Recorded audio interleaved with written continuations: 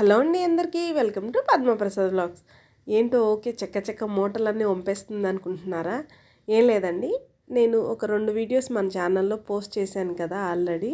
ఒకటి డీమార్ట్లో షాపింగ్ చేసింది, ఇంకొకటి ఏం కొన్నానా అని.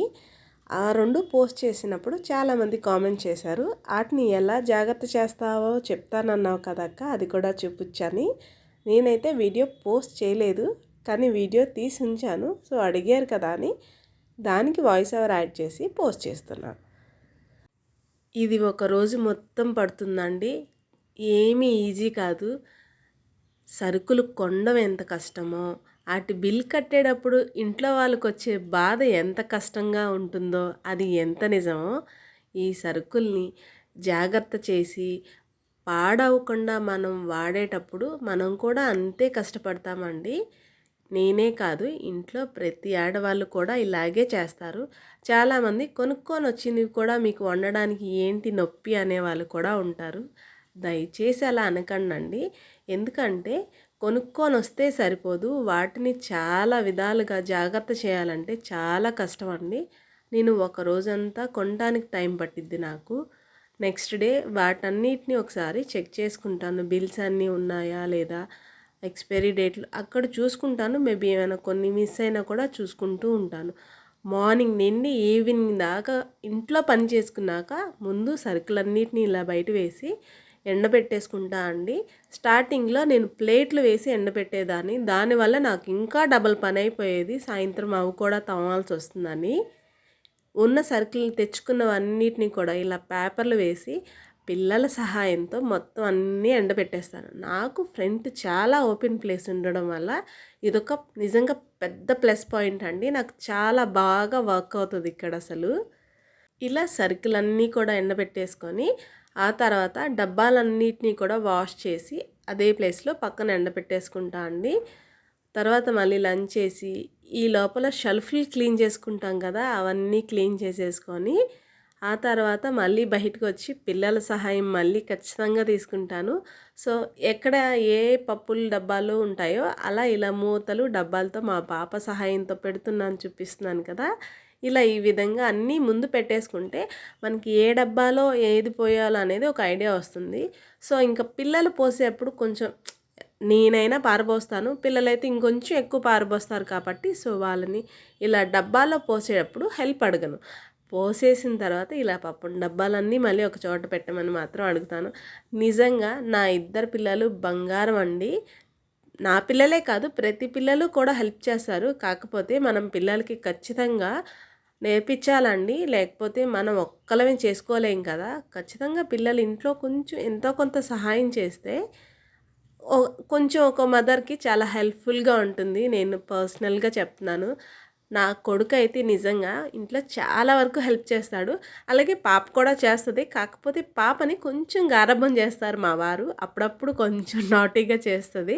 మధ్యలో చేసింది, నేను ఏదో ఇసుక్కున్నానని వెళ్ళిపోయింది. ఇంకా వెంటనే బాబు వచ్చి అమ్మ నేను చేస్తాలే అన్నాడు. నేను చెప్పాను, డబ్బాలు ఇంకా ఫిల్ చేయలేదు నాన్న, ఫిల్ చేశాక పిలుస్తాను వెళ్ళిపో అంటే పాపం తను కూడా వెళ్ళిపోయాడు. ఇలా సరుకులన్నీ కూడా డబ్బాల్లో వేసి మళ్ళీ షెల్ఫ్లు క్లీన్ చేసి నీటిలో యాజ్ టీజ్గా పెట్టుకోవడం ఎంత కష్టమో తెలుసా అండి. మార్నింగ్ 5కి స్టార్ట్ చేశాను నేను ఈ డేని, నాకు 10:30 అరౌండ్ 11 అయిపోయింది నైట్.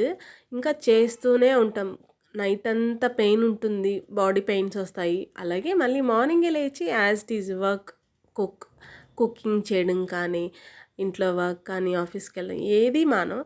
ఇంత చూసి కూడా మీరు ఎందుకండి, నీకు ఏంటే నొప్పి వండడానికి, లేదంటే ఇది చేయలేరా, ఈ మాత్రమేనా, అలా దయచేసి అనకండి అండి. ఎక్కడి దాకా ఎందుకు, రీసెంట్గా ఒక దాంట్లో ఎక్కడో యాడ్ చూశారు మా వారు. యాడ్ ఏంటంటే అల్లం వెల్లుల్లి పేస్ట్ ఎలా చేసుకోవాలి అనేది.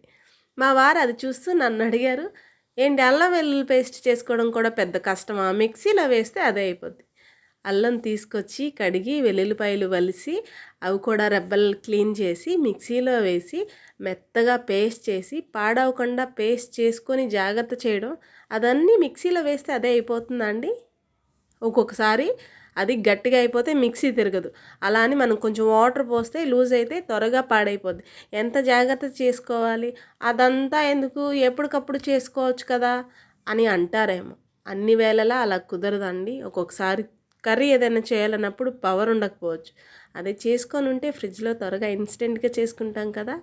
ఇది ఎందుకు చెప్తున్నానంటే నేను మా వారినేమి అంటలేదండి. నేను ఆ రోజు చెప్పాను మా వారికి, వేసేయడం చేసేయడం ఈజీనే కదా అని అనొచ్చు, నువ్వు ఎలా కుదిరిద్ది, అది కూడా కష్టమే ప్రసాదు అని. కాకపోతే ఎందుకు చెప్తున్నానంటే వేసే ప్రతి పని కూడా చాలా కష్టం అండి. మేము ఇంట్లో ఆడవాళ్ళం ముఖ్యంగా ఇష్టపడి చేస్తాం కాబట్టే ఆ పని చాలా ఈజీగా అనిపిస్తుంది. మీకు కూడా అలాగే అనిపిస్తుంది. ఇదే పని మీరు చేయండి మార్నింగ్ నుండి ఈవినింగ్ దాకా, మీకు అలాగే అనిపిస్తుందా? ఫస్ట్ మా వారిని అడిగితే ఏమంటారో తెలుసా? ఇదంతా అవసరమా ఏంటి అంటారు. అవసరమే అండి ఖచ్చితంగా. మా వారే అని కాదు, ప్రతి ఒక్కరికి చెప్తున్నాను. ఎవరిని ఏ పని చేసే వాళ్ళని కూడా తక్కువగా చూడకూడదు. నేనేదో మా వారు నన్నేదో తక్కువ చేస్తున్నారని అసలు అనుకోకండి. మా వారు నిజంగా నేను చేసే ప్రతి పనిలోనూ నాకు ఫస్ట్ ఎవరైనా సపోర్ట్ చేస్తారంటే అది మా వారే. చిన్ని ఉంటాయి, అడ్జస్ట్ అయిపోతూ ఉండాలి.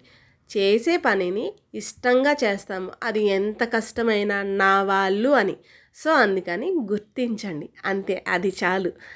మాటల్లో ఏదో టాపిక్కి వెళ్ళిపోతున్నట్టున్నాను కదా. బై ద వే సరుకులన్నీ ఈ డబ్బాలో ఫిల్ చేసి తర్వాత చాలా వర్క్ ఉంటుందండి. నేను ఇదేమి పొంగల్ అని పండగ కదా అని అనుకుంటారేమో, అలా కాదు. నాకు ప్రతి 3 నెలలకు ఒకసారి సరుకులు తెచ్చుకున్నప్పుడు నేను యాజ్ ఇట్ ఈజ్ ఇదే చేస్తాను. మీరు ఎవరైనా అలా అనుకుంటారేమో నాకు కామెంట్ చేయండి. కావాలంటే నేను లాస్ట్ టైం తీసుకున్న పిక్స్ కూడా ఉంటాయి, నేను అవి కూడా మీకు కావాలంటే చూపిస్తాను. నేను ప్రతి 3 నెలలకి ఇలాగే చేస్తాను.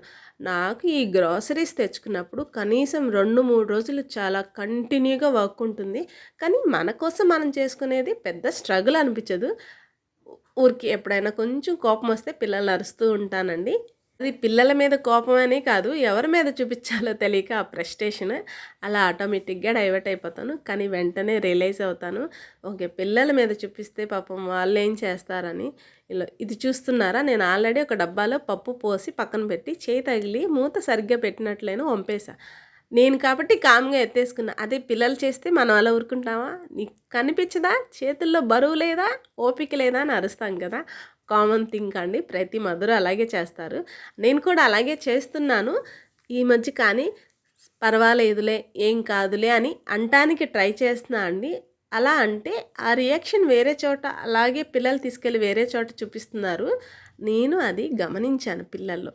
సో వీలున్నంత వరకు పిల్లల్ని అలా అనకుండా ఉండడానికి ట్రై చేద్దాం. సో చూడనండి, సరుకులన్నీ మీతో మాట్లాడుతూ అలా అన్నీ సర్దేశాను.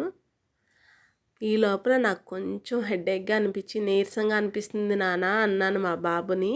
అంతే, అమ్మ నువ్వు చేస్తూ ఉండు, నేను నీకు మంచి టీ పెట్టుకొస్తా అని టీ పెడుతున్నాడండి. నా కొడుకు నిజంగా ఎంత బంగారం అంటే చాలా బంగారం అండి. నాకు భలే హెల్ప్ చేస్తాడు.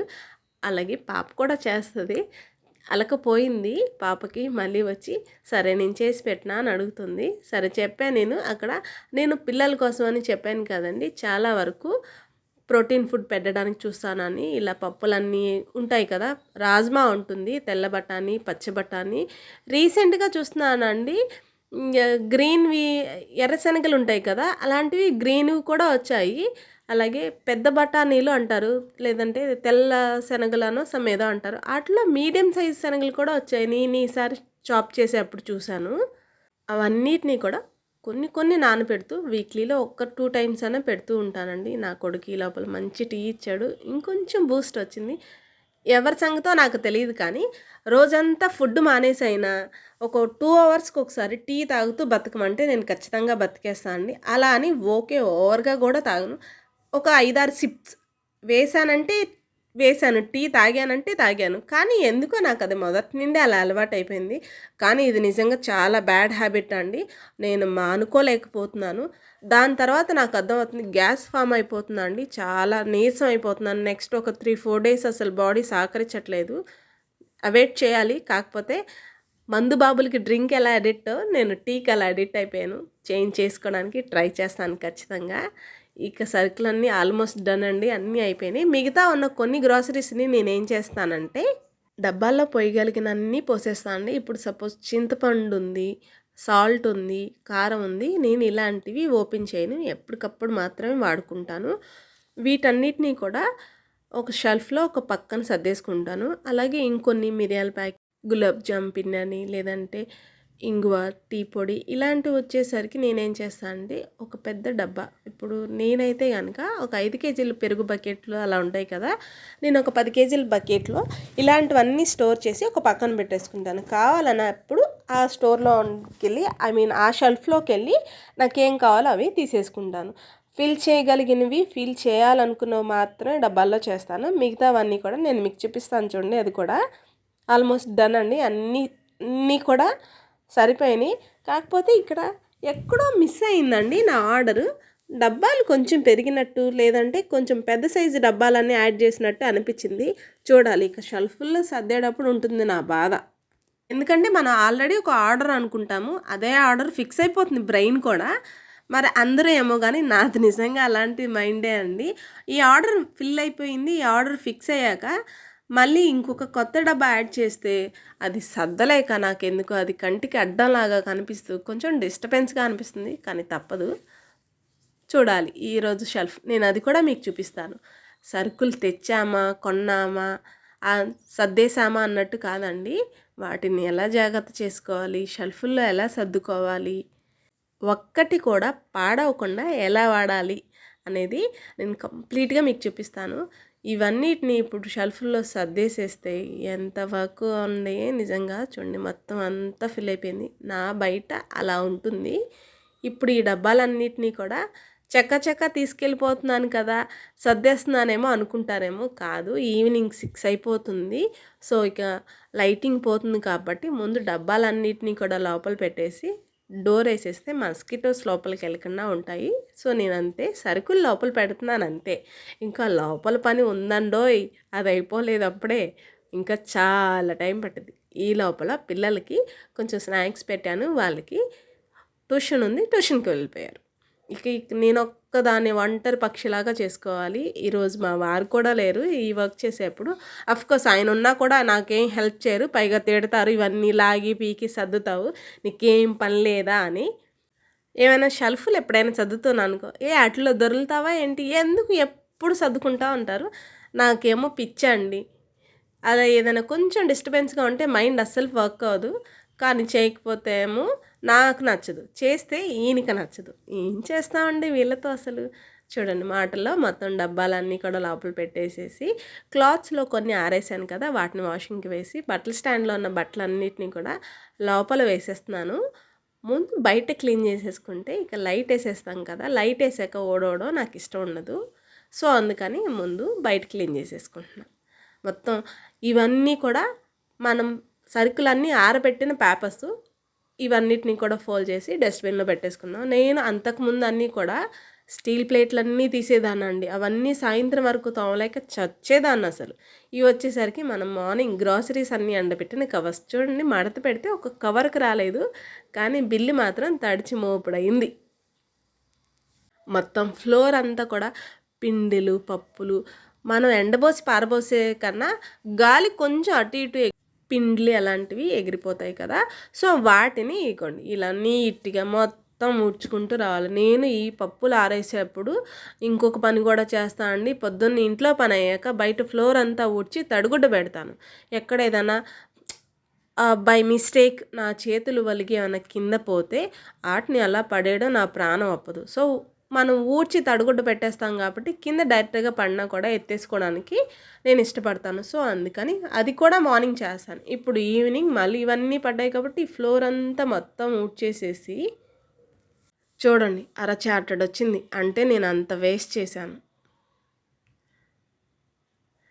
నడుము నొప్పి వచ్చేసిందండి, కానీ తప్పదు. సో ఈవినింగ్ బాగా అయిపోయింది, 6 అయిపోయింది. మొక్కల్ని పాపం పొద్దున్నుండి ఎండలు అలాగే ఉన్నాయి కదా, డైలీ ఒక్క పూటైనా వాటర్ పోస్తూ ఉంటాము కొన్ని. ఇవాళ మార్నింగే చెప్పాను మా వారికి, నీళ్ళు పోయకండి, నీళ్ళు పోస్తే మళ్ళీ అలా వాటర్ అలా ఉంటే నేను ఇలా పప్పు ఆరబెట్టుకుంటాను, సో నాకు ఇబ్బంది అవుతుంది అని చెప్పాను. ఈ మొక్కల సెక్షన్ అంతా కూడా మా వారిదే అండి. నేను పొరపాటును కూడా ఆయనకి ఏమీ హెల్ప్ చేయను. ఎప్పుడైనా నన్ను అడిగితే ఏదైనా హెల్ప్ చేయమని నీ మొక్కలు నువ్వే చూసుకో అని చెప్తాను, మొహమాటమే లేకుండా. ఇది చాలా పెద్ద ప్రాసెస్ అండి. ఆయనకి మొక్కలు పెంచుకోవడం అంటే పిచ్చి. ఇదిగోండి, బయట ఉన్న డబ్బాలన్నీ లోపల పడేసాను కదా, ముందు కొంచెం వాటర్ తాగి ఇక చూడండి నా తిప్పలు. డబ్బాలు చేంజ్ అయ్యి అన్నాను కదా, ఏది ఎటు పెట్టాలో తెలియక తిక్కొచ్చేసిందండి నిజంగా. కానీ వదిలేస్తామా? ఒక పని అనుకున్నామంటే సక్సెస్ఫుల్గా కంప్లీట్ చేయాలి, చేస్తాం కూడా మన ఆడవాళ్ళం, అవునా కాదా? సో కంప్లీట్గా చేసేసానండి. ఇదే కాదు, నేను ఇంకా బట్టలు మడత పెట్టుకోవాలి, పిల్లలు ట్యూషన్ నుండి వచ్చేస్తారు, వాళ్ళకి ఫుడ్ రెడీ చేసుకోవాలి. అసలు ఎంత వర్క్ అండి, ఎంత సింపుల్గా అంటారు. ఏంటి ఈ పనేనా, ఏం చేయలేదా ఏంటి, వాళ్ళు ఏం స్పెషల్ చేయలేదా? దయచేసి అలా అనకండి. అలా అంటే అసలు అందరూ తీసుకోలేరు. నేనైతే అస్సలు పట్టించుకోనండి. మా వారు ఏమన్నా కూడా ఏం పట్టించుకోను. ఏదైనా ఫుడ్ బాగాలేదన్నా అనుకోండి, నాకు అలాగే వచ్చు, ప్లీజ్ తినేసేయండి అలా అంటాను. పాపం నన్ను ఏడిపించడానికి అలా అంటారు, కానీ ఆయన కూడా పెద్దగా ఏమీ తీసుకోరు. నేనేమన్నా కూడా చాలా పాజిటివ్గానే తీసుకుంటారు. మా పిల్లలతో పాటు నన్ను కూడా ఒక పిల్లనే అనుకుంటారు మా వారైతే. నాకు అది బాగా అర్థమైంది. మొత్తం డబ్బాలన్నీ కూడా సర్దేశాను. ఇలా చూస్తున్నారా, నేను చాకోస్ ప్యాకెట్ని ఓపెన్ చేస్తే చాలా వరకు గాలే ఉందండి. దాంట్లో ప్యాకెట్ ఫుల్గా కనిపించింది, అదే నవ్వుకుంటున్నాను. దాన్ని కూడా ఇలా పిల్లల కోసం తీసుకున్న చాకోస్, బిస్కెట్స్ అన్నీ కూడా ఒక డబ్బాలో పెట్టేసి అందుబాటులో పెడతాను. పిల్లలు తీసుకొని స్కూల్ నుండి రాగానే తింటారండి. నిజంగా నా పిల్లలని కాదు, పిల్లల్ని నిజంగా చాలా జాగ్రత్తగా మనం చూసుకోవాలి. ఈ రోజుల్లో నా పిల్లలైతే నిజంగా నాకు భలే హెల్ప్ చేస్తారు. చూడండి, మాటల్లోనే ఎంత క్లమ్జీగా ఉన్న చికెన్ని ఎంత నీట్గా చేశాను. ఇంత పని చేశాక మళ్ళీ మన లిక్విడ్ అదే అండి, ఒక టీ డ్రాప్ పడకపోతే బాడీ సహకరించదు. ఇంత నీట్గా అయిపోయింది కదా. నచ్చిందండి మీకు ఈ వీడియో? అయితే లైక్ చేయండి, మన ఛానల్ని ఫాలో చేసేయండి. నేను మరిన్ని కొత్త వీడియోస్తో మీ ముందుకు వస్తూ ఉంటాను. నా టీ అయితే రెడీ అయ్యే లోపల నేను బెడ్రూమ్లోకి వెళ్ళి బట్టలన్నీ మడత వేసేసి వచ్చి కొంచెం ప్రశాంతంగా కూర్చొని ఇంకొకసారి టీ తాగేసి మళ్ళీ నైట్ డిన్నర్ రెడీ చేసేసుకుంటాను. ఇంకెందుకు ఆలస్యం, మన ఛానల్ని వెళ్తూ ఫాలో చేస్తూ వెళ్ళిపోండి. బై ద వే, నా కిచెన్ ఎలా ఉందో కామెంట్ చేయండి. పొద్దునుండి ఈవినింగ్ దాకా కష్టపడినా ఇలా నీట్గా అనిపిస్తే నేను పడ్డ కష్టమంతా నేను మర్చిపోతానండి. నాలాగా ఎంతమందికి అనిపిస్తుందో కామెంట్ సెక్షన్లో తెలియచేయండి.